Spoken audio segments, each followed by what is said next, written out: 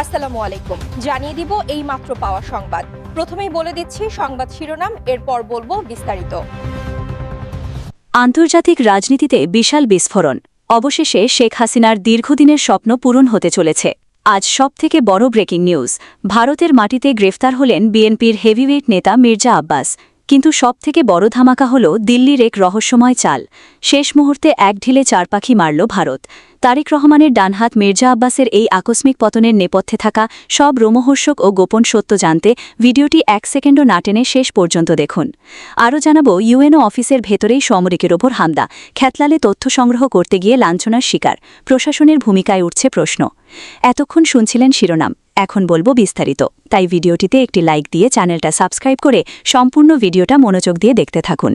পুরো বিশ্ব আজ এক অভাবনীয় আন্তর্জাতিক রাজনৈতিক ভূমিকম্প আর সব সমীকরণ ওলটপালট করে দেওয়া ঐতিহাসিক ঘটনার সাক্ষী হতে যাচ্ছে। আজ সবথেকে বড় ব্রেকিং নিউজ আমাদের হাতে এসেছে। অবশেষে শেখ হাসিনার দীর্ঘদিনের লালিত স্বপ্ন পূরণ হচ্ছে। দিল্লির সাউথ ব্লক থেকে আসা অত্যন্ত চাঞ্চল্যকর তথ্য অনুযায়ী ভারতের মাটিতে বিএনপির প্রভাবশালী নেতা মির্জা আব্বাসের গ্রেফতার হওয়ার খবর রাজনীতির অন্দরমহলে বিশাল কম্পন সৃষ্টি করেছে। এই একটি পদক্ষেপের মাধ্যমে শেষ মুহূর্তে ভারত এক ঢিলে চার পাখি মারল। হঠাৎ করে দিল্লির প্রশাসন মির্জা আব্বাসের বিরুদ্ধে এতটা কঠোর ও চরম অবস্থান নেওয়ায় পুরো দক্ষিণ এশিয়ায় চাঞ্চল্য ছড়িয়েছে। এই রহস্যময় গ্রেফতারির নেপথ্যে আসলে কোন ভয়ঙ্কর সত্য লুকিয়ে আছে, আজ তার সব গোপন তথ্য আপনাদের সামনে সরাসরি উন্মোচন করব। পরিস্থিতির ভয়াবহতা বুঝতে 1 সেকেন্ডও না টেনে পুরো ভিডিওটি শেষ পর্যন্ত দেখুন, কারণ আজকের এই প্রতিবেদন দেশের সার্বভৌমত্ব আর আন্তর্জাতিক কূটনীতি নিয়ে সবথেকে বড় বিস্ফোরণ হতে যাচ্ছে। আন্তর্জাতিক গোয়েন্দা সংস্থা এবং দিল্লির কূটনৈতিক সূত্র থেকে পাওয়া শিউরে ওঠার মতো তথ্য অনুযায়ী ভারত সরকার তাদের জাতীয় নিরাপত্তার স্বার্থে এমন কিছু গোপন পদক্ষেপ নিয়েছে যা সরাসরি বিএনপির শীর্ষ নেতৃত্বের ওপর আঘাত হেনেছে। মির্জা আব্বাস যখন এক বিশেষ কূটনৈতিক মিশনে ভারতে অবস্থান করছিলেন, ঠিক তখনই তাকে ঘিরে ফেলে ভারতের বিশেষ নিরাপত্তা বাহিনী। এই হঠাৎ ঘটে যাওয়া ঘটনাপ্রবাহ প্রমাণ করছে যে বাংলাদেশের রাজনীতি এখন আর কেবল ঢাকার রাজপথে সীমাবদ্ধ নেই। এটা এখন সরাসরি আন্তর্জাতিক ভূ রাজনৈতিক মহাযুদ্ধে রূপ নিয়েছে, যা সাধারণ মানুষের কল্পনাকেও ছাড়িয়ে গেছে। গোয়েন্দা সংস্থাগুলো বলছে, ভারতের এই এক চালের কারণে একই সাথে তারেক রহমানের আন্তর্জাতিক লবিং, বিএনপির রাজপথের আন্দোলন এবং পশ্চিমা বিশ্বের সাথে দিল্লির দরকষাকষি সবই এখন ভারতের নিয়ন্ত্রণে চলে এসেছে। নথিপত্র অনুযায়ী মির্জা আব্বাসের এই গ্রেপ্তারি শেখ হাসিনার রাজনৈতিক কৌশলের বিশাল বিজয়। ভারত তার পুরনো বন্ধুর স্বপ্ন পূরণে এবার সরাসরি ময়দানে নেমে পড়েছে। আজ দুপুরে যখন এই গ্রেপ্তারির খবর রাজপথে ছড়িয়ে পড়ে, তখন থেকেই বিএনপির নীতি নির্ধারক মহলে চরম আতঙ্ক আর বিশৃঙ্খলা সৃষ্টি হয়েছে। বিশ্লেষকরা বলছেন, ভারতের এই কঠোর অবস্থান বর্তমান বিরোধী শিবিরের জন্য চূড়ান্ত সতর্কবার্তা, যা যে কোনো সময় পুরো আন্দোলনকে লণ্ডভণ্ড করে দিতে পারে। রাজধানীর প্রতিটি মোড়ে আজ একটাই আলোচনা, দিল্লির ইশারায় আজ শেষ হয়ে গেল তারেক রহমানের সব পরিকল্পনা। প্রশাসনের অন্দরমহলে কান পাতলে শোনা যাচ্ছে, ভারতের এই মুভমেন্টের খবর পাওয়ার পর থেকে অনেক উচ্চপদস্থ কর্মকর্তা এখন তাদের অবস্থান পরিবর্তন করার কথা ভাবছেন। তারা বুঝতে পারছেন যে ভারতের মতো পরাশক্তির সরাসরি বিরোধিতার সামনে রাজপথে টিকে থাকা প্রায় অসম্ভব। সাধারণ মানুষ আজ স্তব্ধ হয়ে দেখছে যে কিভাবে এক বেলার মধ্যে দেশের আকাশ আন্তর্জাতিক রাজনীতির রণক্ষেত্রে পরিণত হল। ভারতের এই এক ঢিলে চার পাখি মারার কৌশল বর্তমান শাসন ব্যবস্থাকে চরম অনিশ্চয়তার দিকে নিয়ে যাচ্ছে। প্রতিটি সেকেন্ডে পরিস্থিতির মোড় ঘুরছে এবং ঢাকার আকাশ আজ অজানা এক হাড়হিম করা আশঙ্কায় ভারী হয়ে উঠেছে। বর্তমানে সারা দেশে ভয়াবহ থমথমে পরিস্থিতি বিরাজ করছে এবং যে কোনো সময় বড় ধরনের কোনো চূড়ান্ত অ্যাকশনের ঘোষণা সামনে আসতে পারে।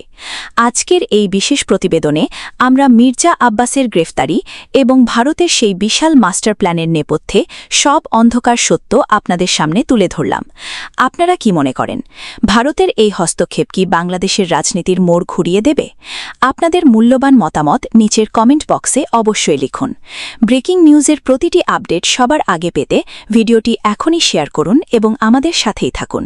জয়পুরহাটের খেতলাল উপজেলায় উপজেলা নির্বাহী কর্মকর্তার কার্যালয়ে এক সাংবাদিকের ওপর হামলার ঘটনায় তীব্র প্রতিক্রিয়া সৃষ্টি হয়েছে। অভিযোগ উঠেছে, দায়িত্ব পালন করতে গিয়ে প্রকাশ্যে লাঞ্ছনা ও নির্যাতনের শিকার হয়েছেন ওই সাংবাদিক। ঘটনাটি ঘটে উপজেলা নির্বাহী কর্মকর্তার দপ্তরের ভেতরেই, যা প্রশাসনিক নিরাপত্তা ও গণমাধ্যম কর্মীদের স্বাধীনতা নিয়ে নতুন করে প্রশ্ন তুলেছে।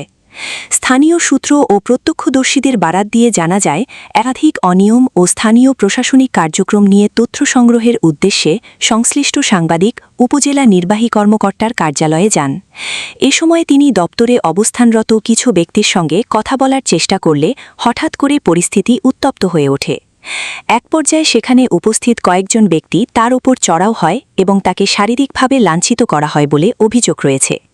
ঘটনার সময় অফিস কক্ষের ভেতরে উত্তেজনা ছড়িয়ে পড়ে এবং উপস্থিত অন্যরা পরিস্থিতি নিয়ন্ত্রণে আনার চেষ্টা করেন। ভুক্তভোগী সাংবাদিক জানান, তিনি পেশাগত দায়িত্ব পালন করতে গিয়েছিলেন এবং কোনো ধরনের উস্কানিমূলক আচরণ করেননি, কিন্তু হঠাৎ করেই তাকে ঘিরে ধরে মারধর করা হয় এবং মোবাইল ফোন কেড়ে নেওয়ারও চেষ্টা করা হয়। তিনি আরও অভিযোগ করেন, ঘটনার সময় প্রশাসনের দায়িত্বশীল কেউ কার্যকরভাবে হস্তক্ষেপ করেননি, যা তাকে আরও আতঙ্কিত করে তোলে। এদিকে উপজেলা প্রশাসনের পক্ষ থেকে জানানো হয়েছে, ঘটনাটি অনাকাঙ্ক্ষিত এবং বিষয়টি গুরুত্ব সহকারে দেখা হচ্ছে।